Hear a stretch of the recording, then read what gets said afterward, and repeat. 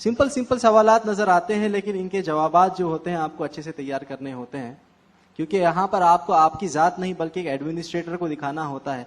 अब उनको नजर आ जाना चाहिए कि वो जो सामने बंदा बैठा है वो एक एडमिनिस्ट्रेटर बात कर रहा है, वो एक कलेक्टर बात कर रहा है, वो एक कमिश्नर बात कर रहा है। तो इस तरीके से मुझसे सवालात किए गए, काफी मौके दिए गए। मेरी जाती जिंदगी से कोई सवाल नहीं हुआ। नूह सिद्दीकी से उनको कोई फर्क नहीं पड़ा। उन्होंने ये मुझे नहीं पूछा कि मनु कौन है, ये नहीं पूछा कि हजरत नूह कौन है, ये नहीं पूछा कि औरंगजेब रहमहुल्लाह जो रहे हैं उनके नाम से जो रोड चेंज कर दी गई थी तो उस रोड का नाम चेंज करना सही था या गलत था। हम अक्सर सोचते हैं कि पार्शियलिटी होती है, आपको शायद टारगेट किया जाता है। किसी भी कम्युनिटी को यूपीएससी में फ्रॉम एनी बैकग्राउंड कभी भी टारगेट नहीं किया जाता, कभी भी आपसे ऐसे अनकंफर्टेबल क्वेश्चन नहीं किए जाते। तो यही सारे क्वेश्चंस थे और बहुत कंफर्टेबली मैं इसके आंसर दे पाया था। तो मुझे जो क्वेश्चन पूछे गए, मुझे तो मैं जब इंटर हुआ तो मुझे उन्होंने पूछा कि सलमान हम हिंदी इंग्लिश दोनों मिक्स में ही शुरू करते हैं। मैंने दिल में सोचा कि इससे अच्छी बात तो कोई और हो ही नहीं सकती। और फिर उन्होंने पहला क्वेश्चन पूछा कि फुलमरी में और औरंगाबाद में स्पेसिफिकली फार्मर्स के क्या प्रॉब्लम्स है। बोले हमने आपका बैकग्राउंड देख लिया है। तो मैंने फार्मर्स के प्रॉब्लम्स बताए कि पानी की कमी है, ज़मीन कम होती जा रही है, पॉपुलेशन बढ़ रही है, और उसके बाद में सही दाम नहीं मिलते हैं। ठीक है, उसके बाद में उन्होंने फिर और एक शायद मैंने बताया, उसके बाद में उन्होंने बताया कि बोले आपको नहीं लगता कि कर्जा जो लेते हैं वो भी एक बहुत बड़ी प्रॉब्लम है।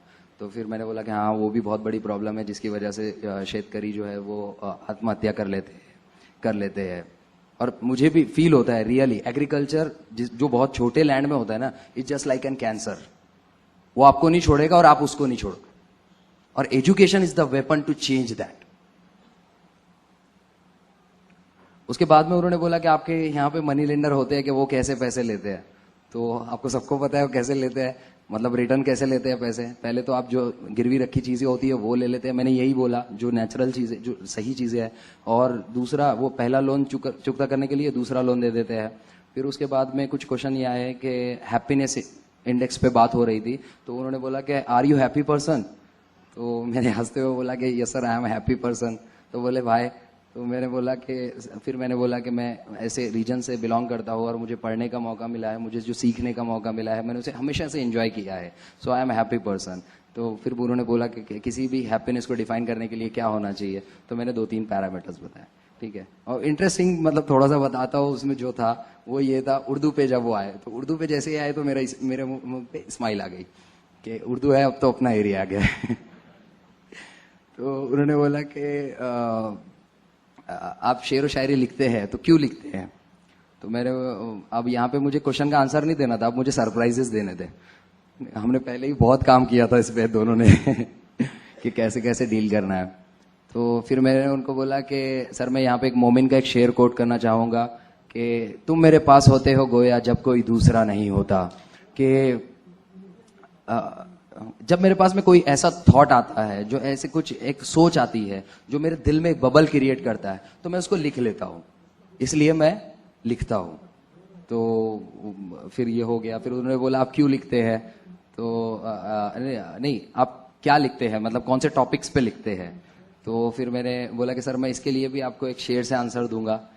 मैंने एक शेर लिखा था और वो वुमेन्स के ऊपर था स्पेशली।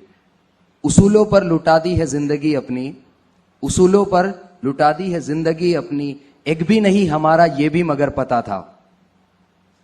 तो और मेरी किस्मत अच्छी थी कि इंटरव्यू में 2 वुमन हमें मरते हैं। तो उसके बाद में ऐसे ही क्वेश्चंस थे। उन्होंने लास्ट में एक इंटरेस्टिंग क्वेश्चन पूछा था कि अगर आप एक कोई डिपार्टमेंट के हेड हो और एक इफिशिएंट पर्सन है लेकिन करप्ट है, और एक और 2-3 लोग हैं जो इफिशिएंट नहीं है लेकिन बहुत ऑनेस्ट है, तो किसको सेलेक्ट करोगे। तो मैंने वहाँ पे सिचुएशन में मैंने ये आंसर दिया था कि जो इनएफिशिएंट है लेकिन ऑनेस्ट है उनको सेलेक्ट करूंगा, और उनके इफिशिएंसी को इंक्रीज करने के लिए ट्रेनिंग दूंगा, कंसल्टेंसी सर्विसेज दूंगा, उनको एक्सपोजर दूंगा और ये सारी चीजें करूंगा। उसके बाद में फिर मैम ने मुझे और कंफ्यूज करने के लिए बोला अच्छा ठीक है, तो फिर तुमको ऐसा टाइम है कि आपको आज ही काम करना है।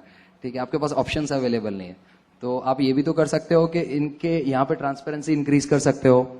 तो फिर मैंने बोला हाँ मैम ये भी तो कर सकते हैं, क्योंकि वो भी सही बात है।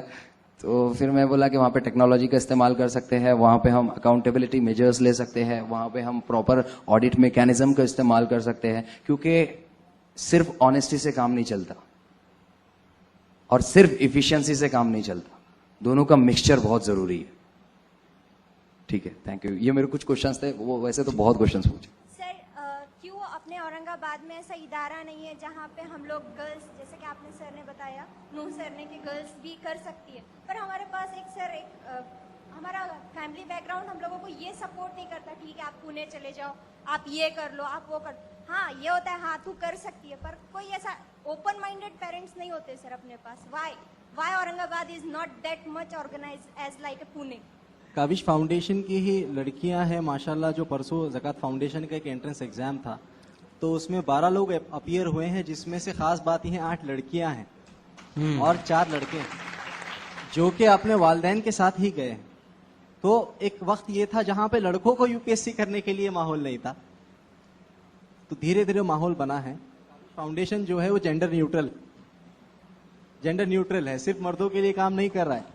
काबिश फाउंडेशन जो है जितने भी जेंडर्स है, दोनों जेंडर्स की फलाह के लिए काम कर रहा है। और इसमें एक चीज जो होता है वो डेफिनेटली मैंने कुछ लड़कियों से पूछा था, छोटी बच्चियां थी, उनसे कि आपको क्या मसला पेश आता है, आपको क्या मसला पेश आता है। मैंने एक छोटा सा सवाल किया, 12वीं की बच्ची थी, कहा कि सर हमारा मूवमेंट बहुत रेस्ट्रिक्टेड होता है और कभी हम करना चाहते हैं तो हम कर नहीं पाते।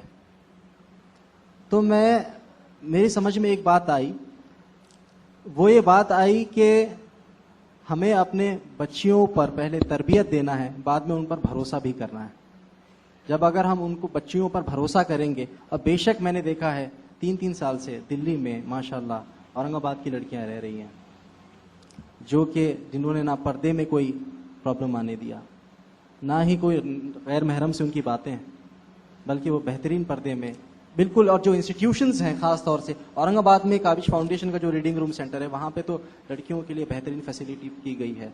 ज़कात foundation of India, Hamdard study circle, Jamia Millia Islamia, यहाँ पर सब बिल्कुल एक सेपरेट इंतज़ाम आपको मिलेगा, तो आप बिल्कुल कर सकते हैं। एक शेर है, बहुत अच्छा शेर है, तेरे माथे पे ये आंचल तो बहुत खूब है लेकिन, तेरे माथे पे ये आंचल तो बहुत खूब है लेकिन, तू उस आंचल से एक परचम बना लेती तो अच्छा था।